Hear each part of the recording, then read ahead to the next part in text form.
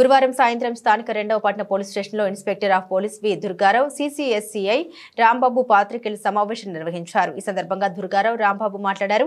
జిల్లా superintendent of police D Narasimhakishore మరియు south zone deputy superintendent of police S Bhavya Kishore ఆదేశాల ప్రకారం రాజమహేంద్రవరం 2 టౌన్ పోలీస్ స్టేషన్ పరిధిలో కొత్తగా నిర్మాణంలో ఉన్న అపార్ట్మెంట్ల వద్ద కొత్తగా చేసిన ఎలక్ట్రికల్ వైర్ దొంగలించే దొంగతనాలపై 2వ పట్టణ police station inspector of police V Durgarao ఆధ్వర్యంలో crime party PC 621K Pradeep Kumar మరియు పీసీ 1439S వీరబాబులచే ప్రత్యేక నిఘా పెట్టగా గురువారం మధ్యాహ్నం 3 గంటలకు రాజమహేంద్రవరం అవా రోడ్లో గల కార్ మేము షెడ్ వద్ద పట్టుకున్నారు.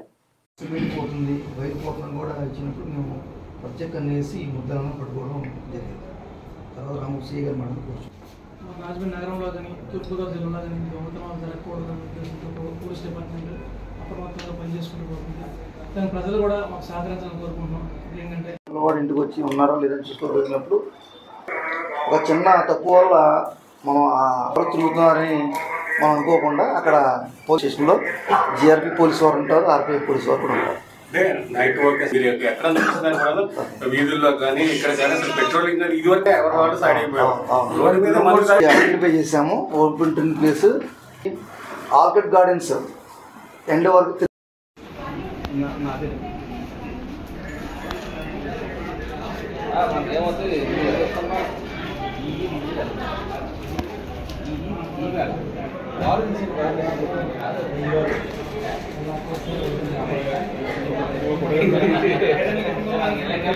ముఖ్యంగా మన సిటీలో దొంగతనాలు జరుగుతున్నప్పుడు మా పోలీసు యంత్రాంగం పనిచేస్తుండేది. అది జరగకుండా ఉండాలంటే ప్రజల నుంచి కూడా కొంత సహకారం అవసరం ఉంది. ఎందుకంటే చాలామంది ఎక్కువ మొత్తంలో నగదు కానీ బంగారం కానీ పెట్టి ఊర్లు వెళ్ళిపోవడం, బయట పెద్ద తాళం కప్ప దొంగతనం చేసే వ్యక్తికి మేము ఇంట్లో లేము, దొంగతనం చేసుకుని నాకు ఇండికేషన్ ఇచ్చేటట్టు తాళం కప్పేసి వెళ్ళిపోతున్నారు.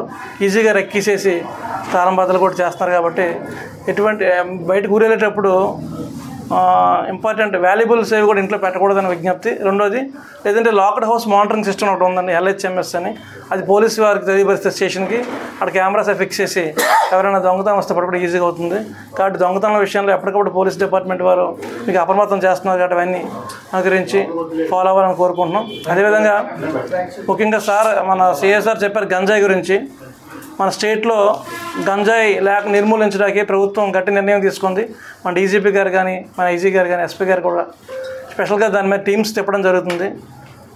చిన్న పిల్లలు, యూత్, కాలేజ్ చదువుకునే వాళ్ళు, స్కూల్కి వెళ్ళే వాళ్ళు కూడా గంజాయి కన్జ్యూమ్ చేయడం జరుగుతుంది. తద్వారా వేరు కేసుల్లో ఇరుక్కోవడం, వేరు కొట్లాట్లకు వెళ్ళడం, వేరే దొంగతనాలకు వెళ్ళడం కూడా జరుగుతుంది. కాబట్టి గంజాయి నిర్మూలన అనేది ముఖ్యమైన ఉద్దేశంగా పెట్టుకోవడం జరిగింది. ఎవరైనా సరే గంజాయి ఉన్నట్లయితే పోలీసు వారు సమాచారం ఇస్తే వారి ఆ సమాచారాన్ని గోప్యంగా ఉంచుతాం. మీ పేర్లు ఎవరు కూడా బయటకు చెప్పడం జరగదు. వారి మీద కఠినంగా కేసులు కట్టి జైలు పంపించడం జరుగుతుందండి. కాబట్టి దయచేసి అందరూ కూడా గంజాయి నిర్మూలనకు అందరూ సహకరించాల్సింది కోరుతున్నాం. ఈ పత్రికా సమావేశం నిర్వహించిన కారణం, రాజమండ్రిలో న్యూలీ కన్స్ట్రక్ట్ అవుతున్న అపార్ట్మెంట్లలో కొంతమంది నేరస్తులు ఈ కన్స్ట్రక్షన్ చేస్తున్న సీలింగ్లో ఉన్న వైరింగ్ లాగి థెఫ్ట్ చేస్తున్నారు. వాళ్ళు చేసే థెఫ్ట్ చూడడానికి చిన్నగా కనపడినా ఈ అపార్ట్మెంట్ వాస్తవులకి అది చాలా డ్యామేజ్. అంటే ఆర్థికంగా సీలింగ్ అయిపోయిన తర్వాత వైర్ లాగడం వల్ల ఆ వైర్ కాస్ట్ తక్కువ ఉన్నా ఆ సీలింగ్ డిస్టర్బ్ చేసి మళ్ళీ వాళ్ళ వైర్ సరి చేసుకోవాల్సి వస్తుంది. వీళ్ళని మాకు ఆవ రోడ్లో ఆదిత్య ఇన్ ఎదురుగా ఉన్నటువంటి అపార్ట్మెంట్ నుంచి రిపోర్ట్ రాగా దాని మీద మేము కేసు రిజిస్టర్ చేశాము. దాంట్లో వీళ్ళు పాత నేరస్తులు అందరూ.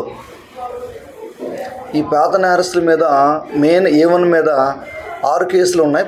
ఇతను జూనియర్గా ఉన్నప్పుడు 6 months జైలు శిక్ష కూడా అనుభవించాడు హైదరాబాద్ సిటీలో. అయినా ఆయనలో మార్పు రాక కొంతమందిని వాళ్ళ ఫ్రెండ్స్ని టీం కింద ఏర్పాటు చేసుకుని ఈ అపార్ట్మెంట్లో వాచ్మెన్లు భయానికో దేనికో నైట్ నిద్రపోవడం,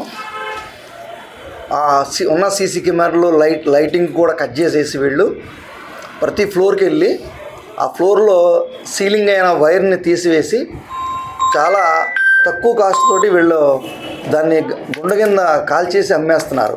చాలా ఈజీ ఎర్నింగ్ మనీ, తక్కువ వస్తుంది.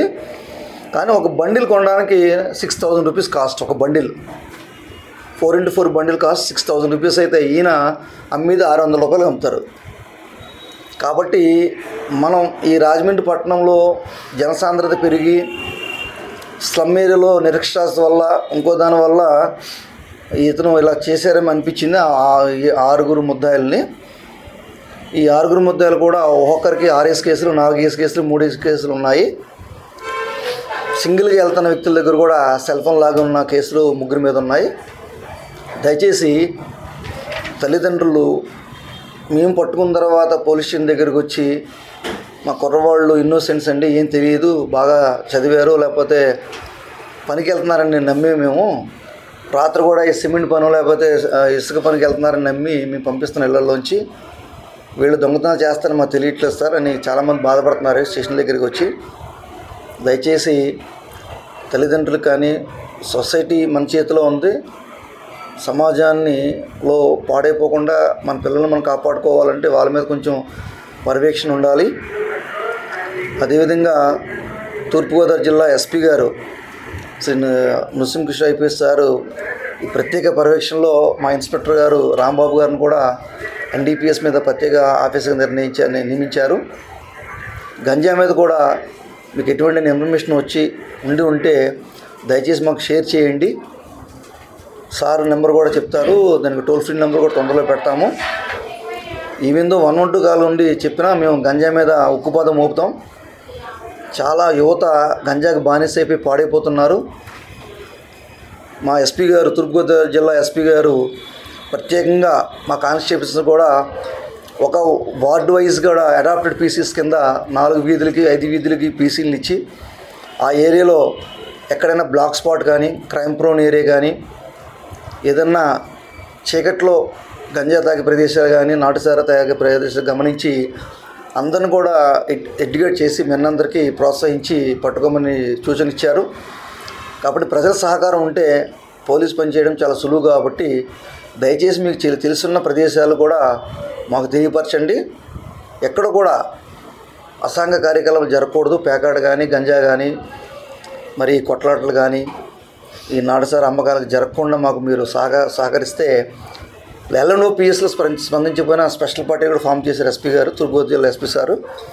అలాగే ఐజీ సార్ కూడా అశోక్ కుమార్ ఐపీఎస్ ఐజీ గారు కూడా చాలా